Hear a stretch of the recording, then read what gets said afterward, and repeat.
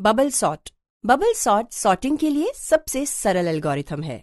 इसका प्रयोग कभी कभी ही किया जाता है।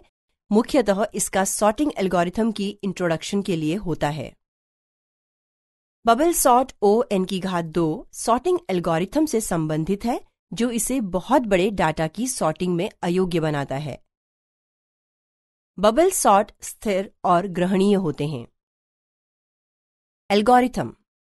बबल सॉर्ट के विचार को अधिक स्पष्ट करने के लिए हम एक एरे की सॉर्टिंग के एक उदाहरण पर गौर करते हैं। उदाहरण: बबल सॉर्ट की मदद से open curly bracket 5, 1, 12, -5, 16 close curly bracket को सॉर्ट करें।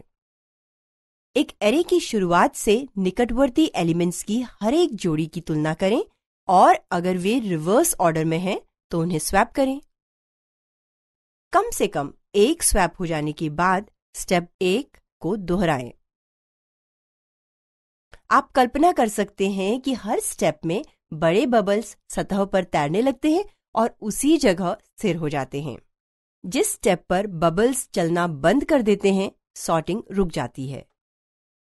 कॉम्प्लेक्सिटी एनालिसिस या विश्लेषण। बबल सॉर्ट के लिए औसत और सबसे खराब कॉम्प्लेक्सिटी गुना n पर पावर 2 अर्थात O(n) की घात 2 या O(n)² है।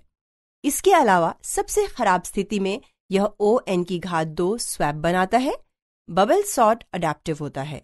इसका मतलब यह है कि यह लगभग हर एक सॉर्टेड एरे के लिए O(n) आकलन देता है। अगर हर एक स्टेप में एरे पहले से ही सॉर्टेड हो तो जांच नहीं करें या इससे बचें।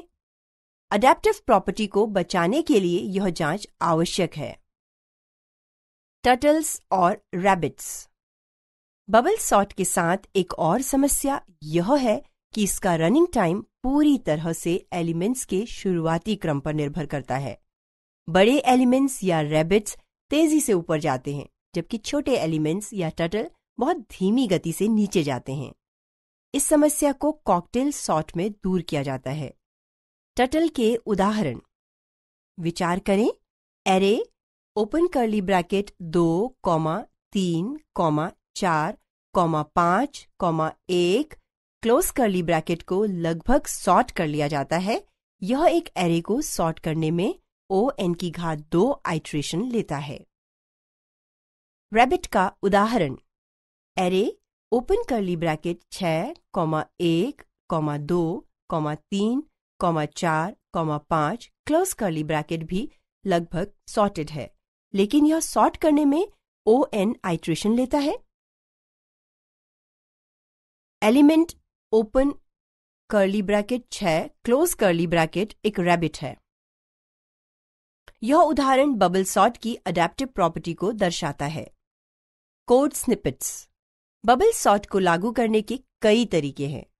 ध्यान दें कि अडैप्टिव प्रॉपर्टी को बचाए रखने के लिए स्वैप की जांच करना बहुत जरूरी है।